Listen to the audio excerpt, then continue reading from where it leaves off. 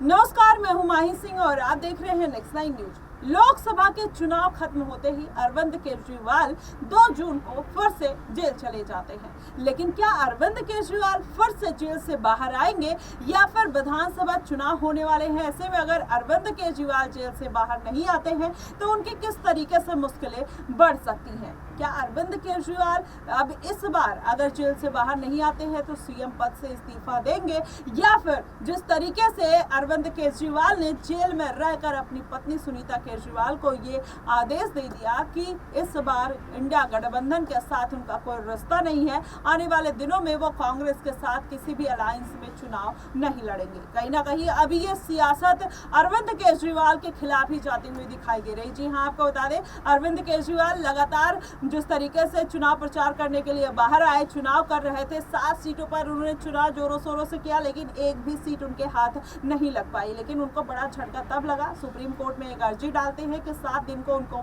मोहलत चाहिए।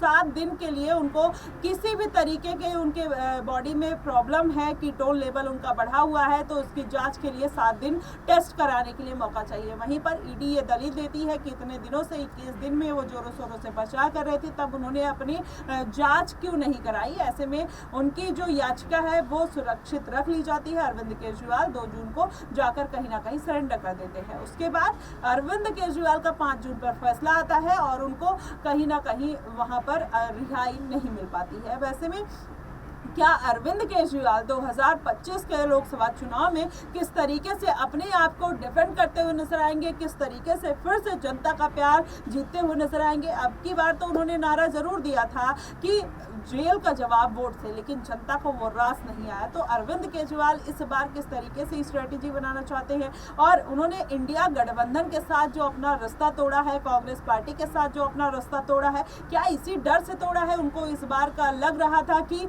जो उन्होंने चुनाव, वो इस बार चुनाव में वो हारे हैं, वो इंडिया गठबंधन की वजह से हारे हैं, कांग्रेस पार्टी की वजह से हारे हैं। क्योंकि एक समय था जब अरविंद केजरीवाल कहीं ना कहीं कांग्रेस की नीतियों पर सवाल उठाया करते थे, कांग्रेस को ही कहीं ना कहीं कोसा करते थे। आज वही अरविंद केजरीवाल उनके साथ गठबंधन में आ जाते हैं, जो दिल्ली की जनता को बिल्कुल भी रास नहीं आता। इसलिए अरविंद केजरीवाल ने कहीं ना कहीं अकेले चलने का प्लान बनाया। उनकी पत्नी सुनीता केजरीवाल एक विधायकों की बैठक बुलाती है और बैठक में ये अनाउंस कर देती है कि इस बार उनका किसी भी पार्टी के साथ कोई भी गठबंधन नहीं होगा। लेकिन देखना बेहद दिलचस्प होगा कि क्या वाकई में अगर गठबंधन नहीं होता है, अरविंद केजरीवाल जेल से बाहर नहीं आते हैं, तो किस तरीके से आम आदमी पार्टी अपने आप को 2025 के विधानसभा चुनाव में डिफेंड करते हुए नजर आएगी? यह देखना बेहद दिलचस्प होगा। क्या यह भी बड़ा सवाल है कि अरविंद केजरीवाल मनीष सिसोदिया की तरह अगर सालों साल जेल में रह जाते हैं तो आम आदमी पार्टी की कितनी मुश्किलें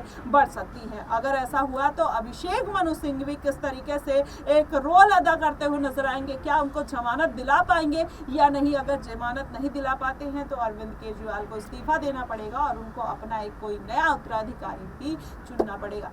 किस हाल में ये सारी चीजें निकलकर सामने आएंगी, किस तरीके से ये समीकरण बनेंगे, ये देखना बेहद दिलचस्प होगा। फिलहाल आपको क्या कुछ लगता है कि अरविंद केजरीवाल की जो राह है क्या इतनी आसान होने वाली है, या फिर अरविंद केजरीवाल फिर से जेल में रहकर सरकार चलाने की जिद पर अड़े रहते हैं, या सिंह भी कोई बड़ा खेल करते हुए नजर आएंगे? आप हमें कमेंट बॉक्स में जरूर बताइएगा।